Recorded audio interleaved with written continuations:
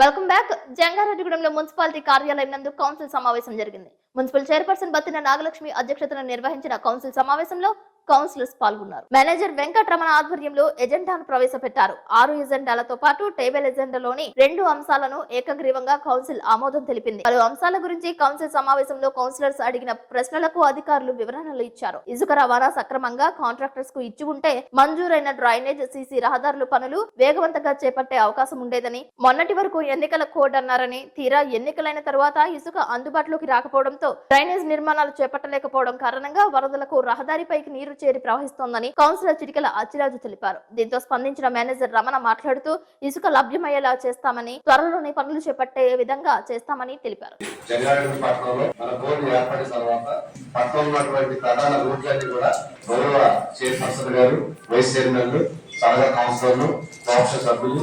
అధికారుల సహకారంతో ప్రధానమైన రోడ్లన్నీ కూడా పూర్తి చేయడం జరిగింది.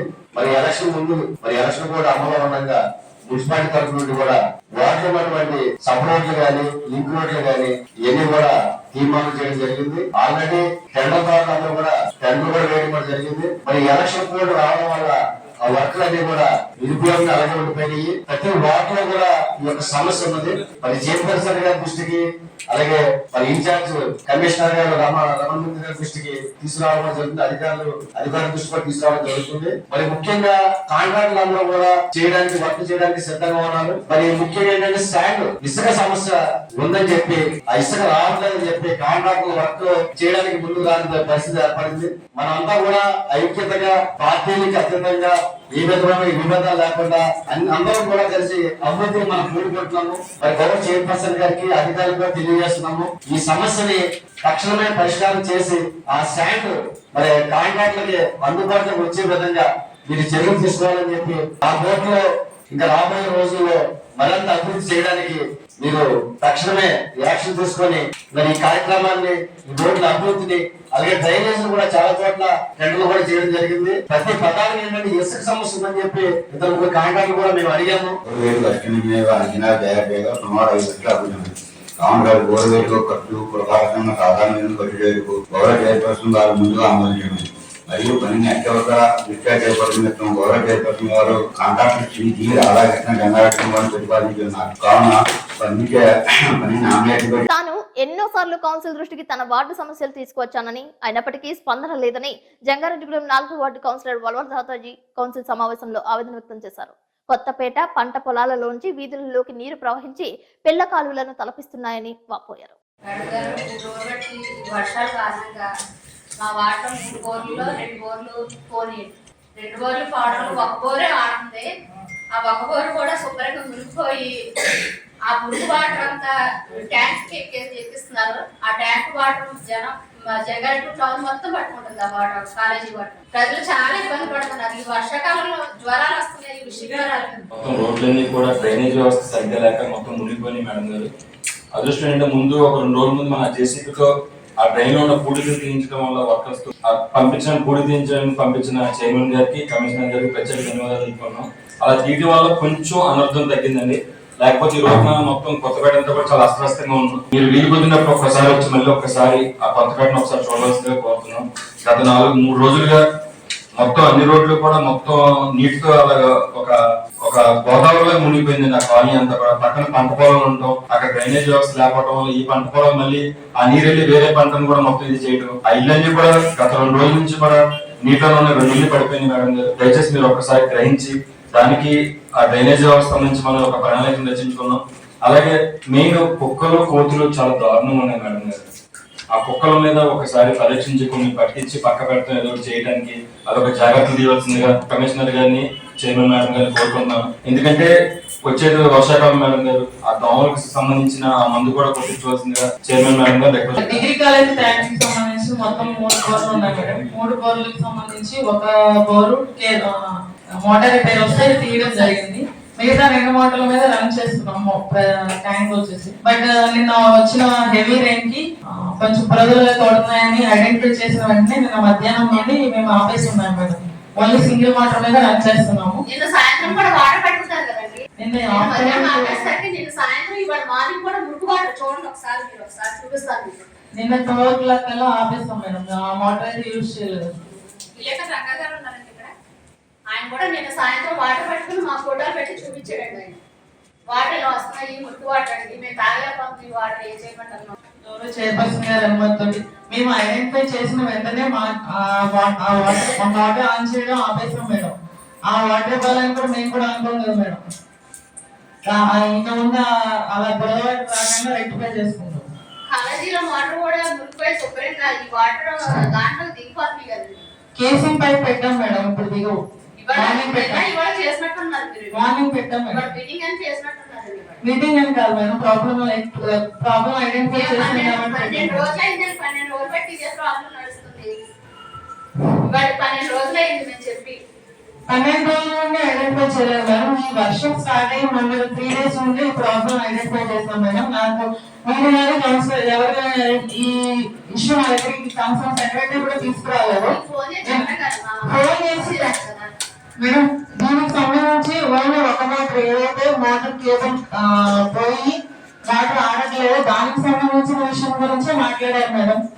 జంగారెడ్డిగూడెం వాసవి కన్యకా పరమేశ్వరి ఆలయం వద్ద ఇనుప స్తంభం ప్రమాదకరంగా మారిందని, దానిని తొలగించి సిమెంట్ స్తంభం వేయాలని కోరుతున్నప్పటికీ పట్టించుకోవడం లేదని కౌన్సిలర్ గీత అసహనం వ్యక్తం చేశారు. నిన్నగాక మొన్న తన ఇంటి వద్ద భవనం నిర్మిస్తున్న వారికి మాత్రం సిమెంట్ స్తంభం మార్చారని వాపోయారు. తాను అడిగితే అవి కావాలి, ఇవి లేవంటున్నారని, కానీ కొత్తగా ఇల్లు నిర్మించిన యాజమానానికి మాత్రం అగ్రతాంబూలం ఇచ్చారని, కౌన్సిలర్స్ కి దిక్కు లేకపోతే ఎలా అని ప్రశ్నించారు. దీంతో ఏఈ సంధ్య మాట్లాడుతూ మున్సిపాలిటీకి వైజాగ్ నుంచి అనుమతి రావాల్సి ఉందని, స్తంభాలు మంజూరు కావాల్సి ఉందని సమాధానం ఇచ్చారు. ఆలోచన చేసుకుని సమస్యను రాకుండా ముందుగా పరిరక్షణ చేయండి. వేడికెళ్ళాలి కదా, వేడికెళ్ళకుండా సమస్య మేము చెప్పే వరకు మీరే తీసుకురాకపోతే ఏం చేసేది ఏం చేస్తారు? అలాంటి దుర్మార్గం చేసుకోండి. అంటే నేను ఇంటి దగ్గర నుంచి ఫోన్ చేసినా రెస్పాన్స్ ఉండదు కదా, కనీసం కౌన్సిల్ మీటింగ్ కన్నా వస్తారని చూస్తున్నాను. అది రాత్రి వర్షం పడింది, ఎక్కడ చూసిన లైన్స్ ప్రాబ్లమ్స్ అదే వాళ్ళు ఇప్పుడు హెవీ రైన్స్ ఉన్నాయి కదా, ప్లస్ కలెక్టర్ గారు మీటింగ్ ఉంది, అక్కడికి వెళ్ళారు ఆడియో. మేము కన్యామండపం ఎదుర్కొంట ఐరన్ పోల్ ఉంది తీయమని చెప్పేవండి, తీయట్లేదు. ఇప్పుడు 2 వారాలు కూడా వస్తున్నాయి కదా, మరి దానికి షాక్ అయ్యి ఎవరైనా చెప్పిపోతే దానికి బాధ్యులు ఎవరు? అది చెప్పండి కొంచెం మాకు. అది ఇవ్వాలి కాదు కదా మీరు చెప్పింది, గత సంవత్సరం బట్టి చెప్తున్నాం. గడప ప్రోగ్రామ్ అప్పుడు ఎమ్మెల్యే గారు కూడా చెప్పారు, మేము ప్రతి మీటింగ్ లోనూ చెప్తానే ఉన్నాం. కానీ ఒక ఐరన్ స్తంభం తీసి సిమెంట్ పోల్ వేస్తా కుదరట్లేదు. కానీ మా ఆపోజిట్ లో హౌస్ కడతాడు, ఆడికి పక్కకే జరిపి ఇంకొక పోల్ తెచ్చి వేసారు. వాళ్ళకి పోల్ వేస్తాకి కొత్త పోలు ఎలా వచ్చింది, దానికి ఏంటి రీజన్? అది కావాలండి మాకు. ఈ అబ్బాయికి ఎలా వేసారండి పోలు చెప్పండి. నా ఆపోజిట్ లో హౌస్ కడతాడు, అది పోల్ బాగానే ఉన్నాయి, అది కొంచెం అవతలకి జరపాలంటే కొత్త పోలు తెచ్చి వేసేసారు. మేము ఎప్పటి నుంచి సంవత్సరం బట్టి బతుకుతున్నాం, అది ఏంటి కారణం, ఎలా జరుగుతున్నాయి అది డిపార్ట్మెంట్ వాళ్ళతో అడుగుతాం. మరి ఒకసారి వాళ్ళతో ఏది గట్ట మాట్లాడుతుందా మాట్లాడేసి స్తంభం గురించి చెప్పండి, వాళ్ళకి ఎలా వేసారు? మాకు అదే డిపార్ట్మెంట్ అంటే మనం కాదు కదా అది అక్కడ మేడం. ఒకసారి నేను కనుక్కుంటాను మేడం, కనుక్కొని వాళ్ళతో మార్చడానికి వాళ్ళకి ఏడి గారికి లెటర్ పెట్టడమా లేదంటే మనం మాట్లాడమా చేస్తాం మేడం.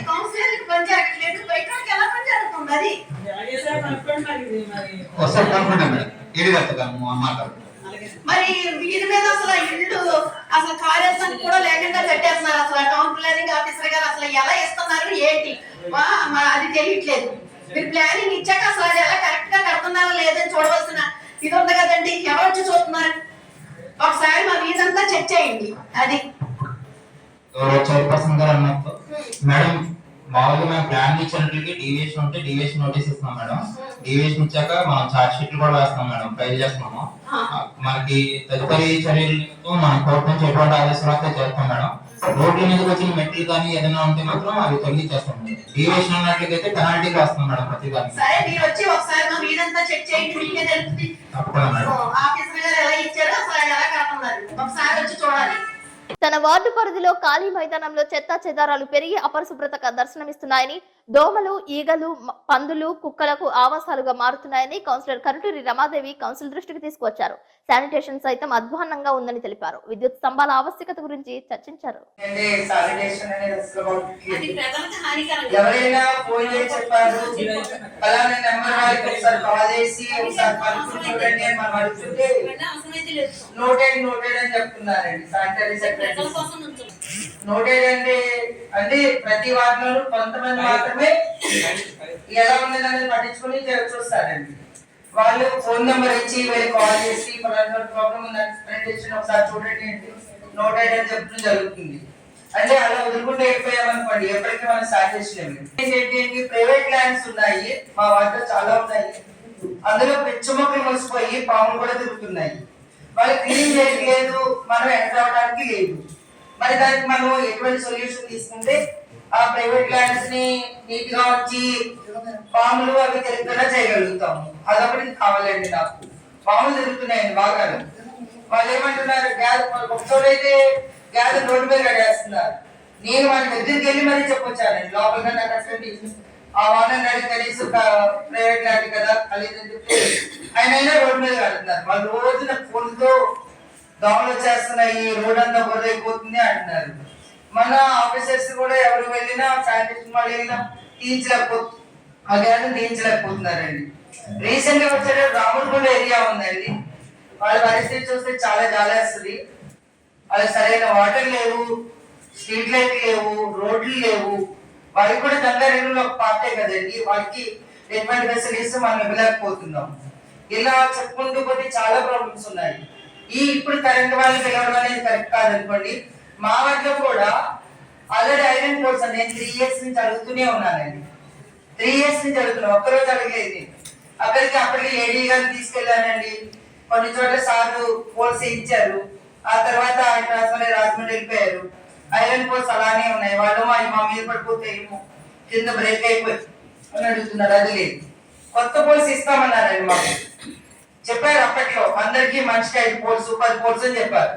నేను అప్పుడు 10 పోల్స్ ఎక్కువ అవుతాయి కాబట్టి నా పోల్స్ వేరే సురేష్ గారికి కూడా 2 పోల్స్ నేను ఇస్తానని చెప్పి అసలు నాకు ఇప్పుడు ఒక్క పోల్ కూడా ఇవ్వలేదండి. జంగారెడ్డిగూడెంలో 8వ వార్డు ఉందో లేదో అనే అనుమానం వ్యక్తమవుతుందని, గత కౌన్సిల్ సమావేశంలో సమస్యలు చెబితే నేటికి స్పందించడం లేదని, ఈ రోజు కౌన్సిల్ సమావేశం కాబట్టి శానిటేషన్ పై దృష్టి పెట్టారని వైస్ చైర్మన్ ముప్పిడి వీరాంజనేయులు వాపోయారు. ఒక వీధిలో ఏకంగా ఆటోలను రహదారిపైన ఏర్పాటు చేస్తున్నారని, రాకపోకలకు తీవ్ర ఇబ్బంది కలుగుతుందని చెప్పారు. దీంతో ప్రణాళిక విభాగానికి సంబంధించిన చైతన్య మాట్లాడుతూ వారందరికీ నోటీసులు అందిస్తామని తెలిపారు.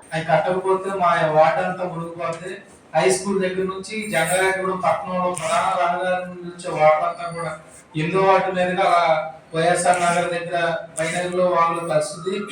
కనీసం ఎస్టిమేట్లు వేసి ₹1,00,000 అయితే 2 కూడా అయిపోతాయి. గత నెలలో చెప్పాం, కనీసం పట్టించుకోకుండా వార్డు సెక్రటరీతో కనీసం ఎస్టిమేట్లు ఏమని అడిగినా కూడా తమను పట్టించుకోకపోవడం ఏంటండి కమిషనర్ గారు? ఇది అంటే మనం చెప్పిన సమస్యలు గాలి వదిలేసి నిలబడనా? నెక్స్ట్ మీటింగ్ లో మాట్లాడతాను, దానికి ఏంటి పరిష్కారం అనేది లేదు. ఏదో వాళ్ళు మనం వస్తున్నారు, మీటింగ్ పెడుతున్నారు, వాళ్తున్నారు, వెళ్ళిపోతారు అనేది తప్ప మనం అడిగి లాస్ట్ టైం కౌన్సిల్ సభ్యులు అడిగింది ఏంటి, మనం నెక్స్ట్ మీటింగ్ లో దాన్ని సాల్వ్ చేసామా లేదా, ఏం చేయాలనేది కూడా లేదు. ఇప్పుడు ఆల్రెడీ 8వ వార్డు ఇప్పుడు నిన్న నుంచి కురుస్తున్న వర్షానికి 8వ వార్డు చాలా ఇళ్లలోకి వాటర్ వెళ్ళిపోయి వాళ్ళ ఇంట్లో కూడా ఉన్న పరిస్థితులు ప్రజెంట్ జరుగుతూ ఉన్నాయి. చిన్న పనులు కూడా చేయకపోవడం ఎందుకు మేడం? మనం కాంట్రాక్ట్ కమిటీ మీటింగ్ లో చైర్మన్ గారు ఉండడంతో ఆ 2 వర్క్స్ ఏవైతే ఉన్నాయో అది ఎస్టిమేట్ చేసేసి కాంట్రాక్ట్ కమిటీకి తీసుకురావడం జరుగుతుంది. అదేవిధంగా శానిటైజ్ సంబంధించి ఏదైతే ఉందో వాటినంతా ఈ వర్షానికి ఎన్నోటి హెవీ రైన్ వల్ల వాటర్ అంతా ఇళ్లలోకి వచ్చేసింది. అది 2 జేసీబీలతో ప్రజెంట్ అయితే వర్క్ జరుగుతున్నాయి. అది రెక్టిఫై చేసుకుంటారు. అంతా రెక్టిఫై లక్ష్మీ థియేటర్ దగ్గర నుంచి వచ్చే వాటర్ ప్యారపేట రోడ్ లో మన రైస్ మిల్ దగ్గర అంతా దిగువకు వచ్చేస్తుంది. అటు నుంచి దక్షిణం వైపు కూడా డ్రైన్ కొంచెం పెద్దది కడితే ఎక్కువ వచ్చే వాటర్ అంతా కూడా 2 భాగాలకు ఇది అప్పుడు వాటర్ మునగకుండా జరుగుతూ ఉంటుంది. కాబట్టి దాని గురించి కూడా ఒకసారి ఆలోచించేయమని అడుగుతా ఉన్నా. అలాగే మా 8వ వార్డుకు సంబంధించి ఒక వీధి ఉంది. ఆ వీధిలో మినిమం ఇంటింటికి ఒక వాటర్ ఉంది. ఎవరన్నా కింద దిగువ ప్రాంతంలో ఇల్లు కట్టుకోవాలంటే చాలా ఇబ్బంది పరిస్థితులు, ఎందుకంటే ఒకటి ఇవ్వమంటే ఒకటి ఇట్లేదు ఆటోలు. ఆ విధంగా పాపం ఇల్లు కట్టుకునే ప్రజలంతా కూడా చాలా ఇబ్బంది పడుతూ ఉంటారు. దాని మీద ఈ రోజున వెళ్ళి కనీసం వాళ్ళకి నోటీసులు ఇచ్చి మన టౌన్ ప్లానింగ్ వాళ్ళు అయితే వాళ్ళు, లేకపోతే శానిటేషన్ సెక్రటరీలు వెళ్ళి నోటీసులు ఇచ్చి రోడ్డు మీద ఆటోలు పెట్టుకోవడం వల్ల రాకపోవడానికి ఇబ్బంది అవుతుంది, ఎవరైనా ఇల్లు కట్టుకోవాలని ఇబ్బంది అవుతుంది దృష్ట్యా మీ నోటీసులో పెడతా ఉన్నాం మేడం గారు. దానికి కంపల్సరీగా ఈ రోజు 2 రోజుల్లో పరిష్కారం చూపాలి.